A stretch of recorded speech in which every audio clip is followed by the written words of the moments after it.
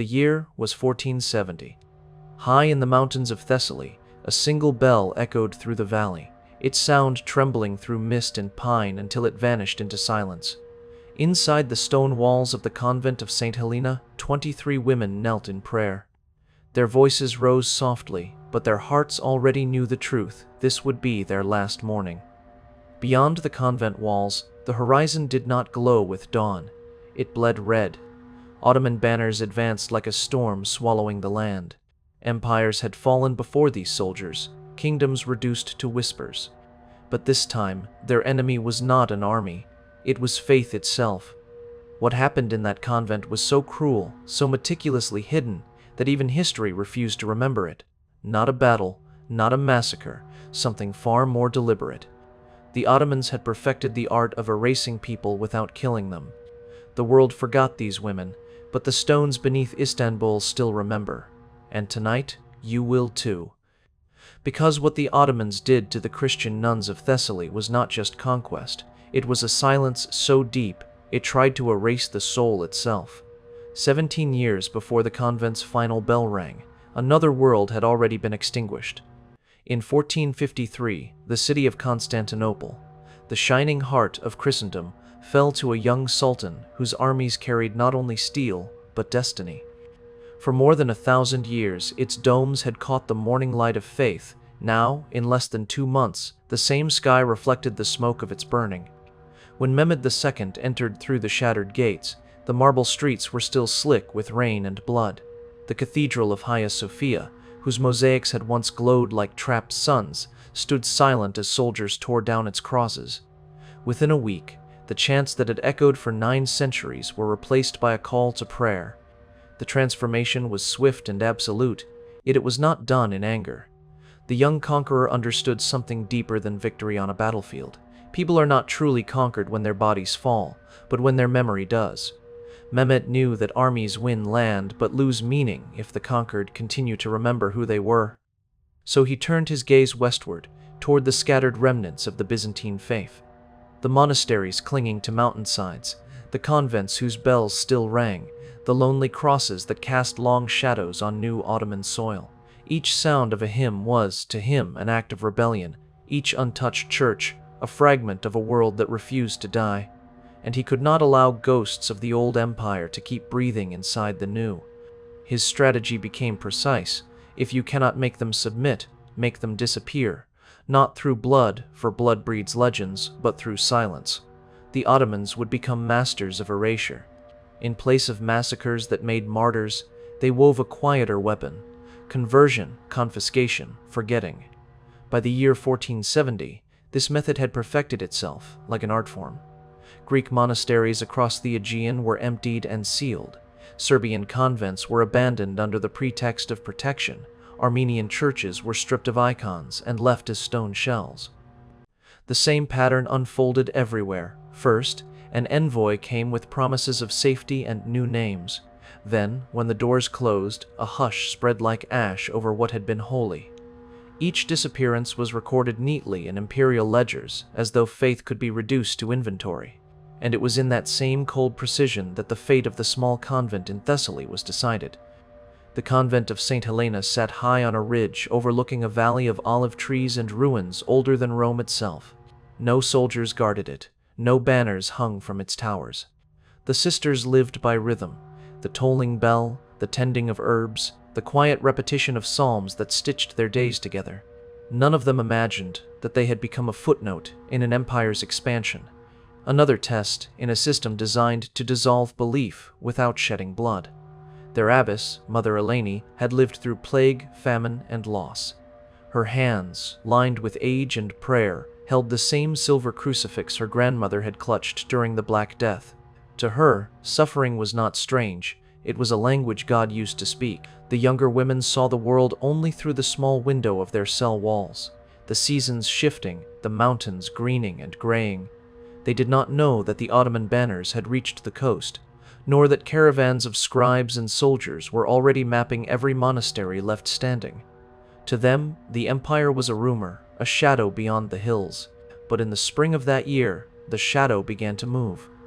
Messengers passed through nearby villages bearing decrees in Turkish and Greek, demanding allegiance to the Sultan of Sultans. Those who complied received protection. Those who hesitated found their names missing from the next tax roll, their land absorbed by unseen hands. When word reached St. Helena that monasteries farther south had been restructured, the sisters prayed harder, believing that piety itself was protection. None of them understood that the new war was not fought with swords. It was waged with ink, ledgers, and silence. Eleni's faith made her calm when fear might have saved her. "We are too small for notice," she told them, tracing the crucifix in the air as if sealing them from harm. Yet even as she spoke, Ottoman scouts marked their valley on a map. The convent's bell tower became a coordinate, its gardens a potential supply station. The soldiers who marched toward it carried no torches. They carried documents, orders, and a list of names they had never heard but would soon erase. When the first rumble of hooves reached their mountain, it was mistaken for thunder. The sisters continued their chants, unaware that history was already turning its page against them.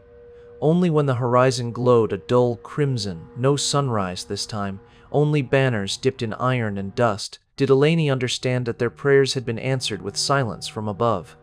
She gathered the women in the chapel, their faces pale in candlelight, and spoke softly of endurance, of grace beneath cruelty, of how faith was not meant to be comfortable. Outside, the sound grew closer, the clatter of wheels, the metallic rhythm of discipline. That dawn, as the mist burned away, the Ottomans arrived. Not as marauders, but as an army of order. They came not shouting, but recording. They measured the walls, counted the windows, and wrote down the number of women who knelt in fear. To them, the convent was a ledger entry waiting to be processed. To the sisters, it was the world ending quietly. And when the last line of their morning prayer faded, Mother Eleni raised her crucifix toward the red sky. "If we vanish," she whispered, "let heaven remember." The bell rang once more, its final note swallowed by the sound of an empire that no longer needed to draw its sword to conquer faith, to understand what would soon unfold inside the convent's walls. One must first understand the machine that swallowed it whole, a mechanism built not merely on conquest, but on the deliberate reshaping of the human spirit. After the fall of Constantinople, Mehmed II stood before a world both shattered and ripe for transformation. Where his ancestors saw cities to conquer, he saw civilizations to rewrite. The Hagia Sophia had already been stripped of its bells and filled with echoes of a new empire's prayer, its gold mosaics smothered beneath plaster. The Sultan understood that to erase a people, one must erase their memory, and so he began his campaign not against armies, but against identity itself. Every monastery that still dared to sing in Latin was an open wound to the empire's unity. Every church bell that continued to ring was a whisper of rebellion. And so, the Ottomans turned faith into an enemy of statecraft. The cross and the crescent would no longer share the horizon. One would have to vanish. This new order unfolded with quiet precision. The empire's scribes catalogued more than they conquered. Their victories were measured not in battles, but in conversions. Entire villages were offered safety under one condition: surrender of belief. Those who refused were not executed, they were simply made invisible. Convents were emptied and then repurposed.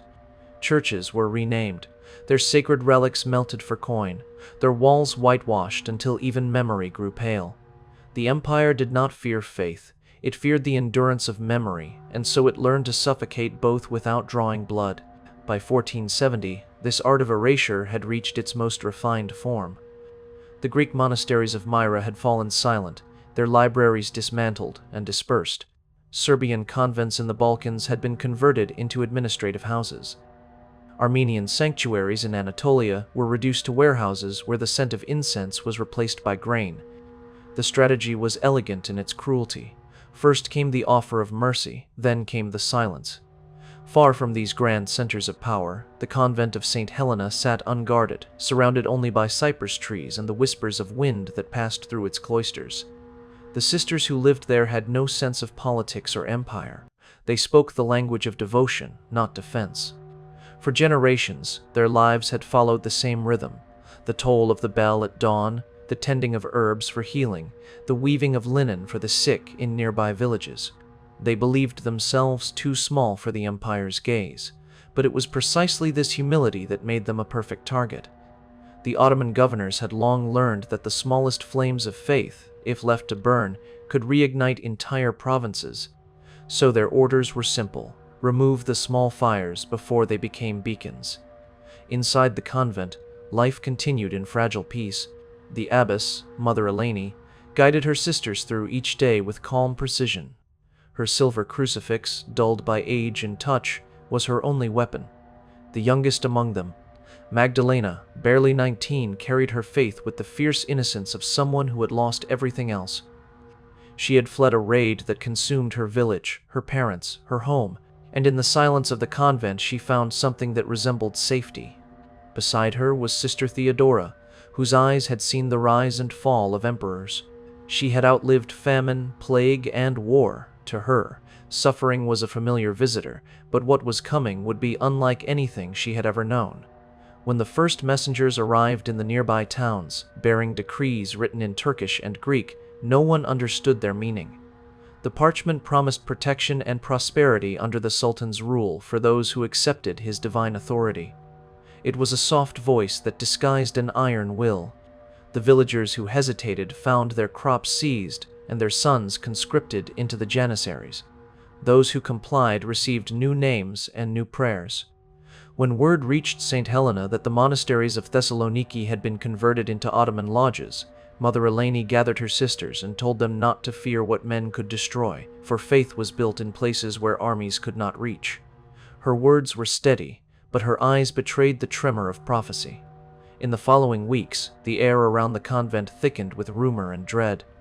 Travelers spoke of processions of veiled women being led toward the coast, of priests vanishing without graves, of churches that had been sealed and left to rot in silence. Yet within the convent's walls, prayer continued. The women's voices rose in Latin hymns that had not been heard beyond those mountains for generations. Each note was an act of defiance, though they did not see it that way. To them, it was simply faith. To the Ottomans, it was rebellion. When the first soldiers appeared at the edge of the valley, they came not as looters, but as accountants. They carried ledgers, scrolls, and the quiet authority of bureaucracy. Their leader was a man named Hassan Pasha, a figure who would later appear in fragments of Ottoman military records from the campaigns of Thessaly. His methods were careful, disciplined, almost ceremonial. He did not burn villages or slaughter the unarmed. He dissolved them. His presence turned faith into a calculation. To him, every nun, every monastery, was not a soul but a variable in the empire's equation. The morning the soldiers reached St. Helena, the sisters were in the middle of prayer. The air trembled with the echo of the bell, the sound that had guided them for more than a century. The bell's voice was deep and solemn, a call that spoke to generations of hands that had rung it before. And then, without warning, that sound was broken. The first cannonball did not strike the chapel. It struck the tower. Stone burst like thunder, dust clouded the sky, and the once holy sound of the bell became the noise of ruin. Fragments of iron and bronze rained into the courtyard, shattering the herbs the women had grown for healing. The sisters screamed, not from fear, but disbelief. Mother Eleni stood among them, her white habit stained with dust, her crucifix lifted high. She did not run. Instead, she began to sing.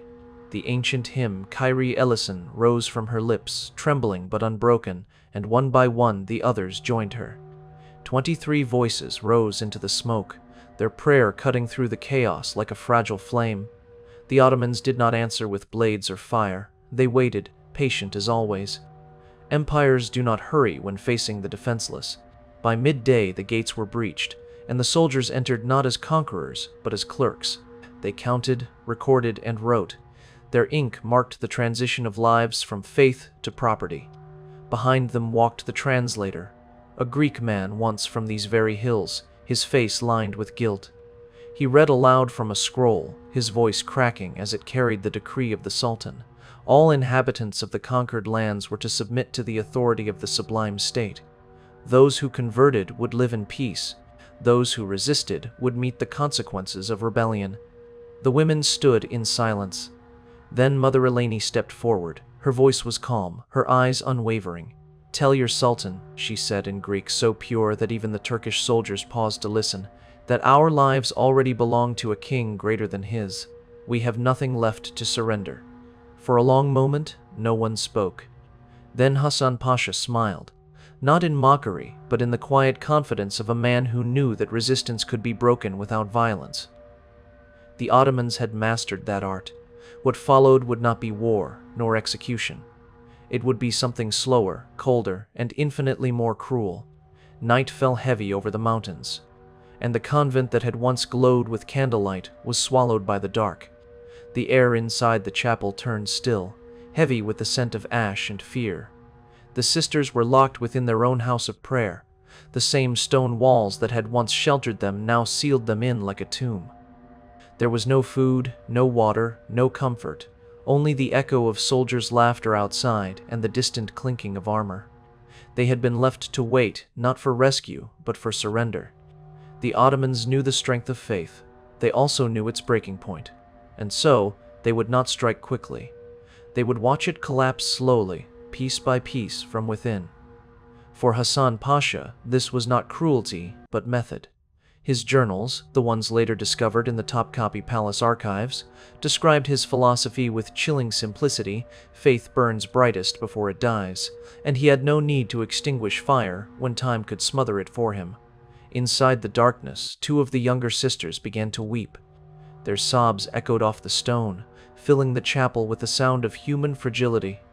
But from the corner, a voice rose, soft at first, then steady. It was Magdalena, the youngest among them. Her lips formed the words of the 23rd Psalm, her cracked voice trembling through the silence. "Though I walk through the valley of the shadow of death, I will fear no evil."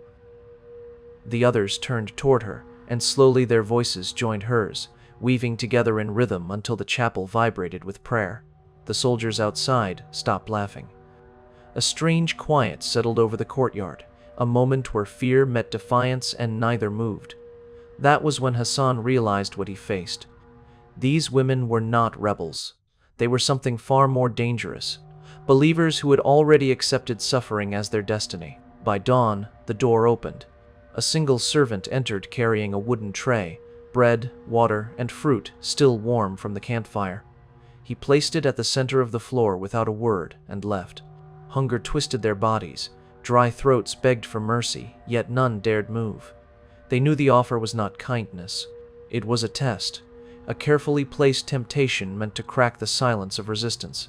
The older nun, Sister Theodora, spoke softly, her voice rasping like parchment. "They want us to eat. They want to see us yield." Mother Eleni nodded slowly. "Then we fast." The tray remained untouched, a symbol of endurance against the Empire's first trap. As the second night fell, thirst began to gnaw at their reason. Lips split, hands trembled. The youngest among them swayed between prayer and fainting. But still, not a crumb passed their mouths. In the courtyard below, Hassan Pasha watched from the shadows, arms folded, his face unreadable. Perhaps he admired their resolve. Perhaps he merely recorded it, as he did all things. The Empire demanded order, not passion. When men broke, they screamed. When women broke, they sang. He preferred the singing. It made silence easier afterward. On the third morning, the soldiers entered again. This time, Hassan came himself. His armor gleamed faintly in the dim light filtering through the cracks of the chapel wall. Behind him stood the translator, eyes lowered in shame. "You are not our enemies," Hassan said through him. "You are mistaken for the children of the book. The Sultan offers mercy, not death. New lives, new names, new peace. All you must do is speak the words that free you."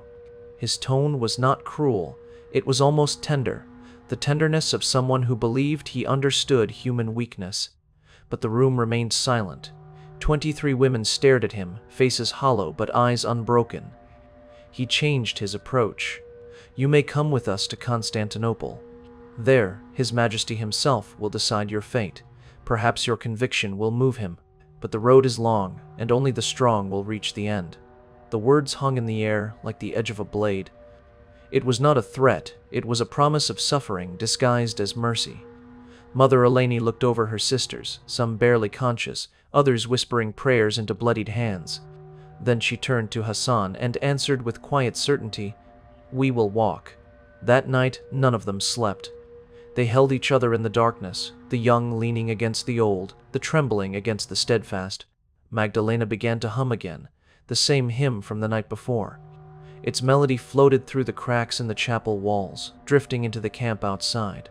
Some soldiers turned away from the sound, unable to bear it. Others listened, uneasy, as if the voices of these captive women reached beyond stone and flesh into something immortal. Years later, a surviving soldier would tell his grandson about the night when women sang themselves into history.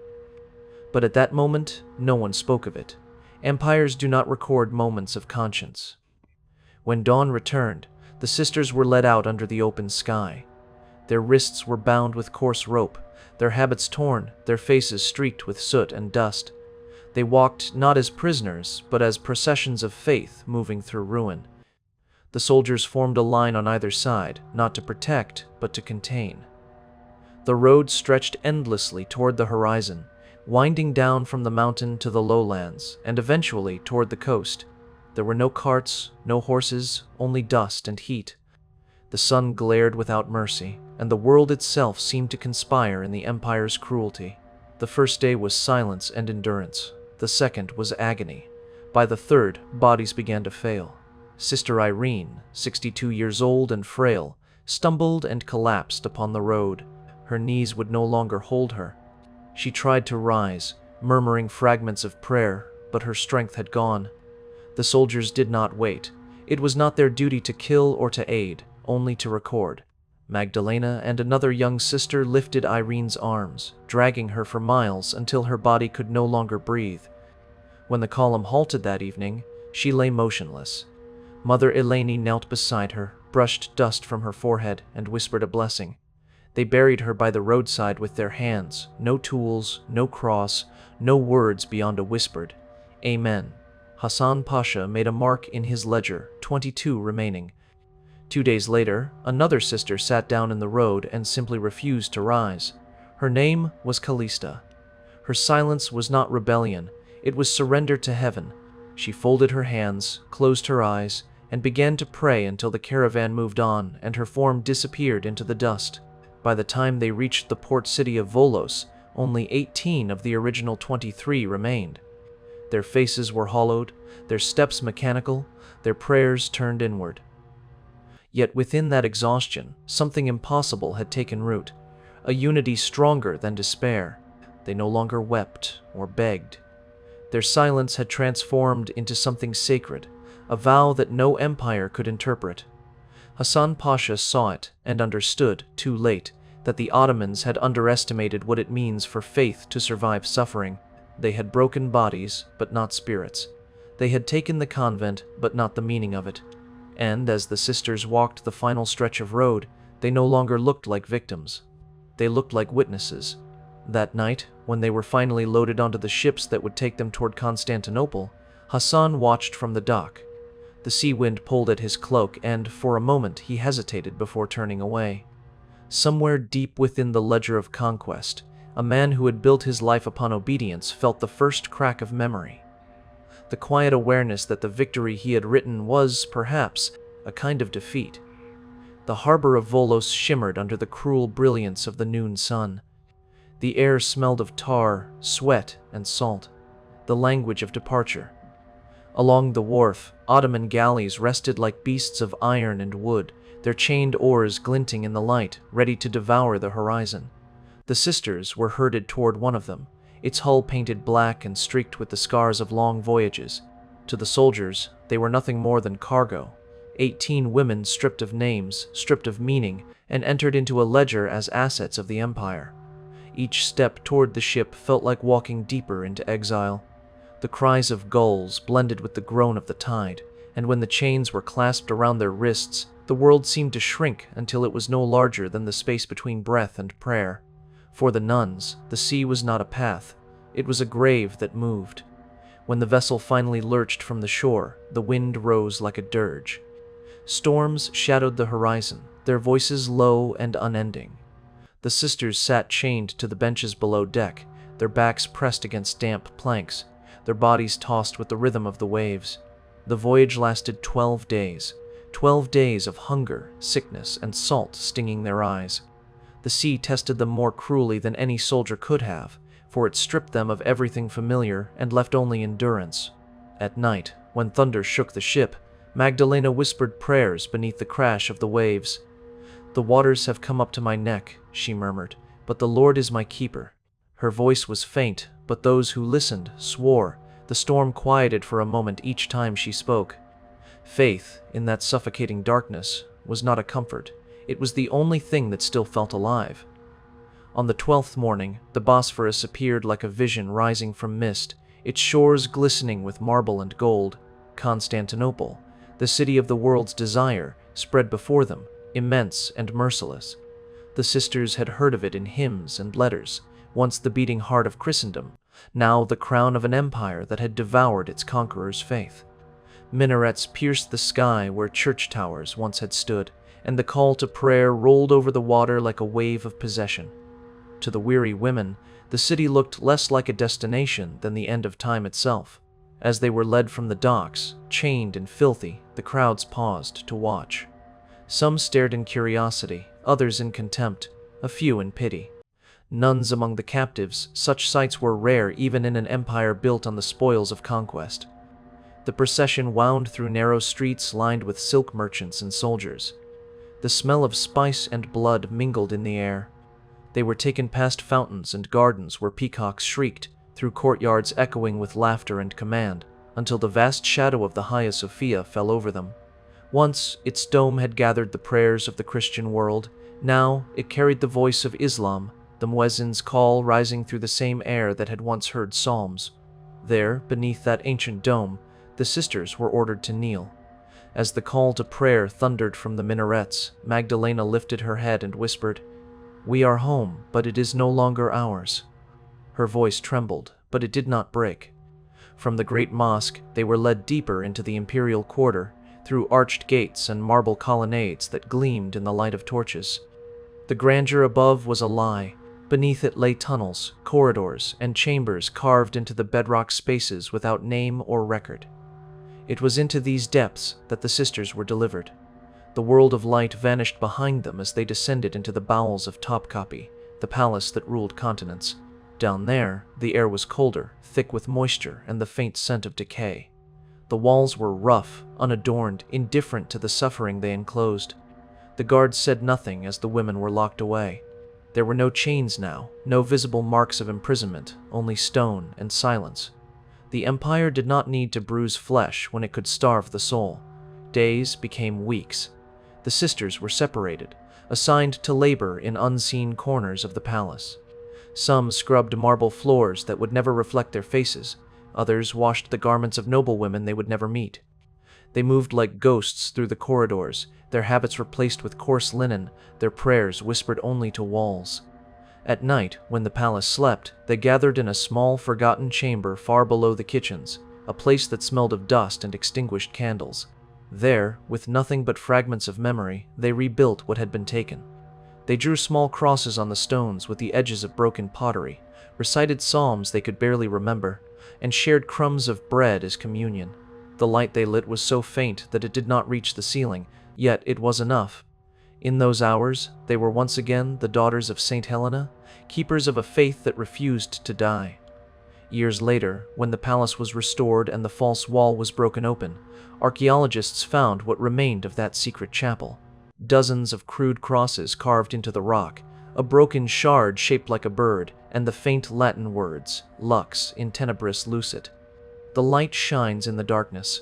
Each mark was a heartbeat trapped in stone. Those carvings spoke of women who lived forgotten, who prayed while the empire above them celebrated, who endured because silence was all they had left.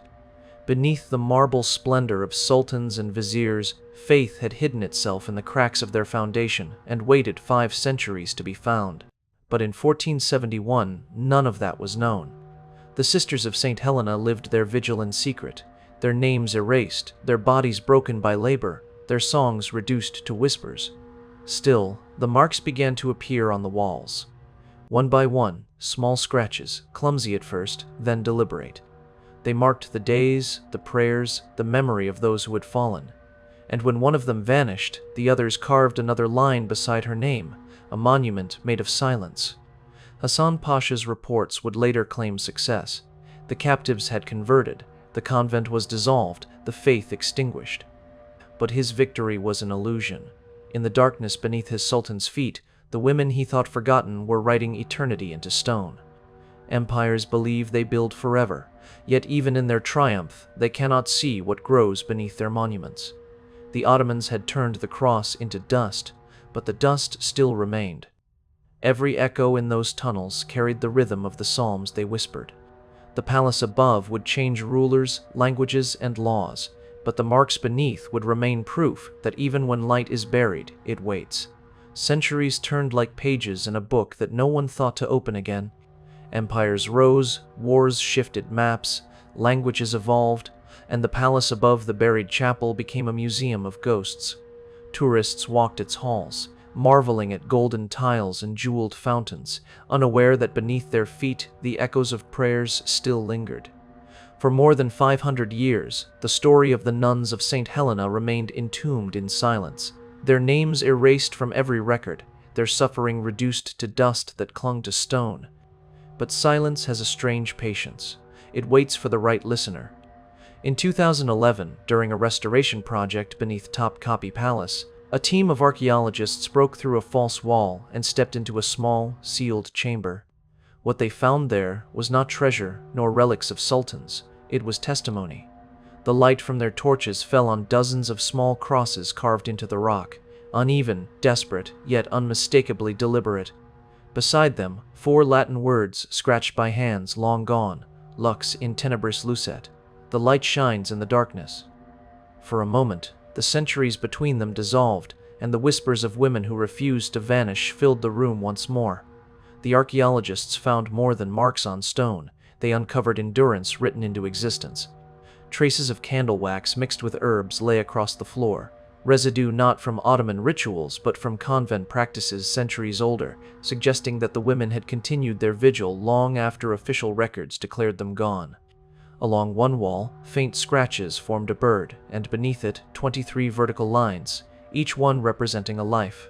Only 11 were complete.